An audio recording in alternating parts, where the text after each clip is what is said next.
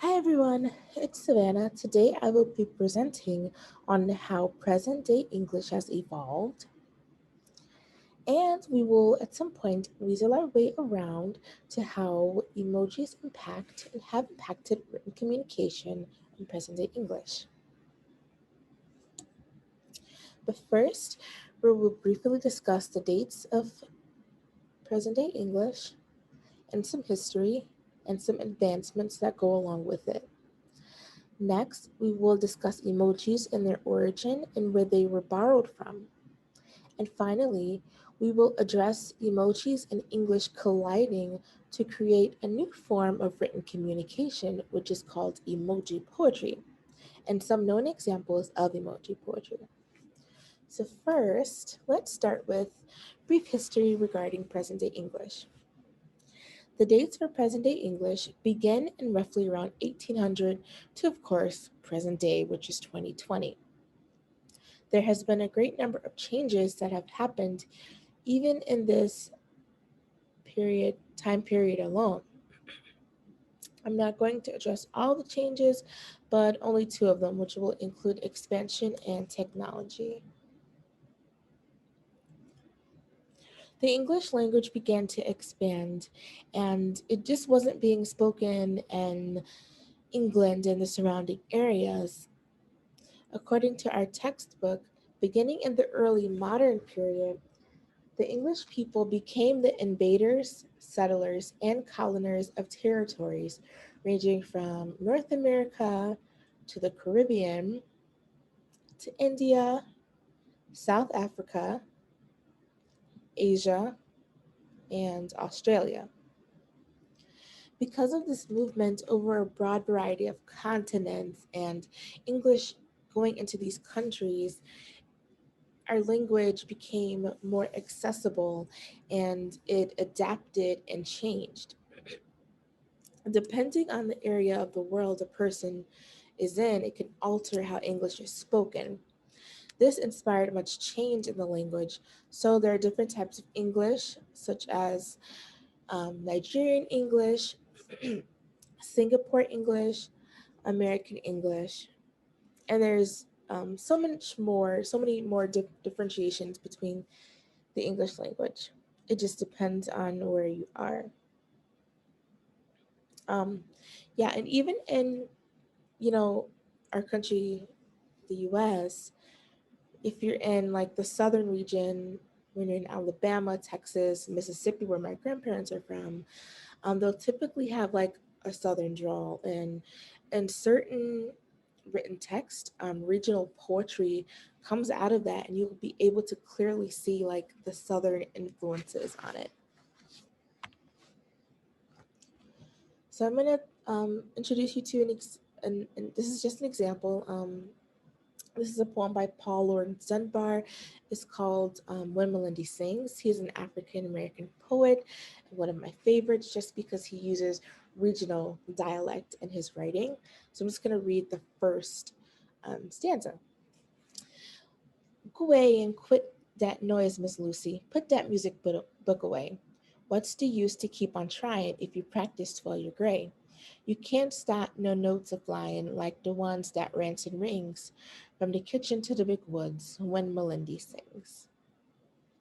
Overall, I guess this is just an example, an extended way to address the idea that the English language is constantly changing, it's developing, and it's different depending on where you are.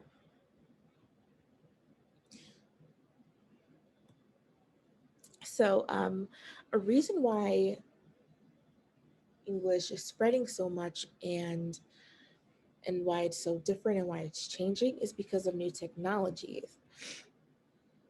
Because of new technology, such as trading, mailing, telephones, cell phones, computers, music, TV, so much more, it becomes easier for cultures to influence language. Technology helps with the process of borrowing words from different languages. Borrowing is a consequence of cultural contact between two language communities.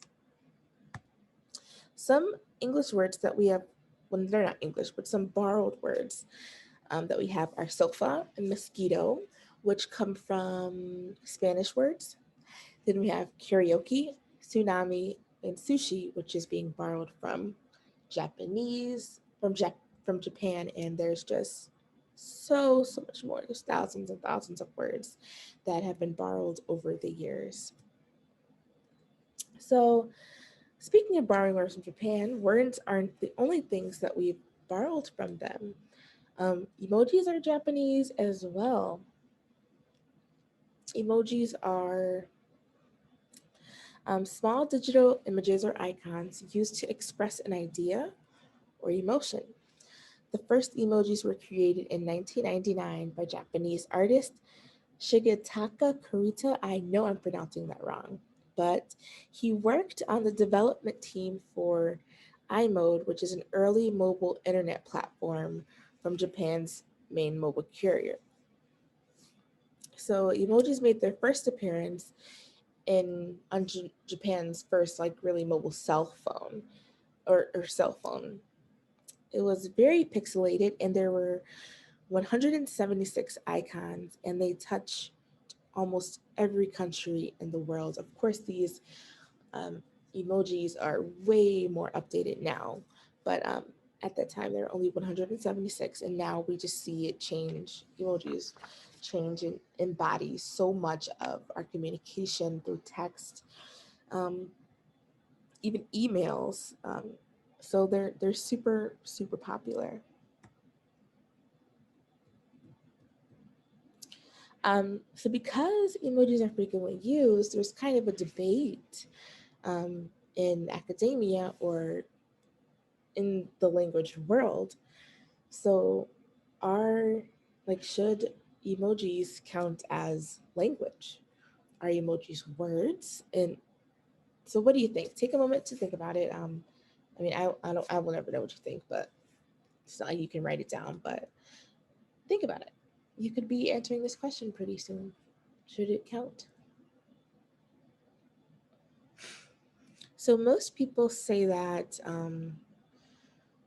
emojis aren't a language. I think they are, but some say that it is. So in 2015, the laughing cry emoji was Oxford Dictionary's 2015 word of the year. But scholars still refuse to address it as such. So on this next example, I'm going to give you two emoji poetries that are based off of things that you should know. Um, Take a minute to look at it, see if you know it, see if it brings anything to your attention, anything that reminds you of anything. So you can press pause or do whatever you want to do.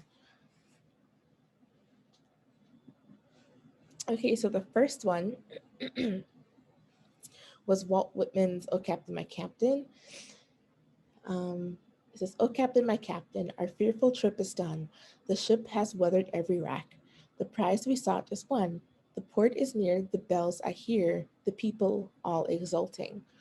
While follow eyes the steady keel, the vessel grim and daring. But oh, heart, heart, heart, oh, the bleeding drops of red, where on the deck my captain lies, fallen cold and dead."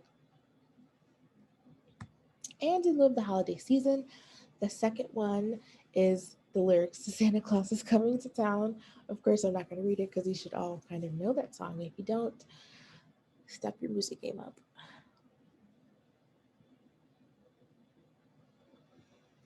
And the next thing is emoji poetry is actually real. So I'm going to take you to an actual website.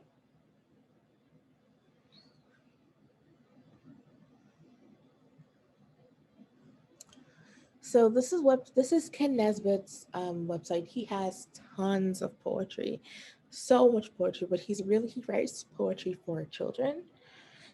So we're just gonna listen to it. He has a poem called "Joe the Emoji." Joe the Emoji.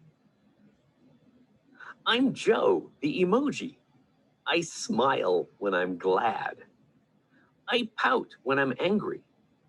I frown when I'm sad. Whenever I'm silly, my tongue goes like this.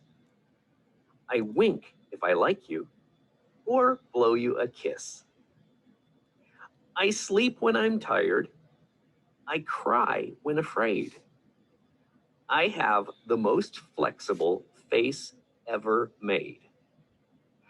I hope that you like me and don't think I'm rude. I'm Joe the Emoji. I'm one cool dude.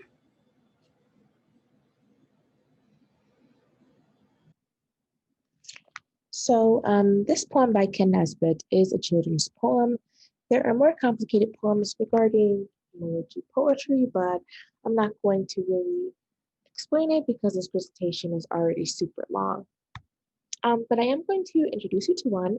It's by Karina Finn and Stephanie Berger. They are best friends, and one friend sent a bunch of emojis and the other friend decoded it. There's no title, and I read it through, and I'm still a little bit confused. And I guess that's the downside to emoji poetry and emojis in general, is that they can be interpreted in so many different ways, but at the same time, so can language.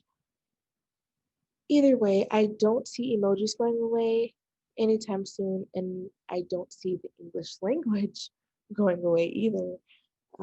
So I'm not sure what poetry has to offer with these two things, with these two items of communication, which is written language and emoji language merging and colliding together. I'm interested to see what happens. Emoji poetry is still relatively brand new. Um, so I hope that it becomes more prevalent in literature because I think literature needs just a little bit more fun and comedy and lightheartedness. So I really do hope to see emoji poetry in the future in literature. So that's all I have for you today. Thank you for listening and good luck with finals.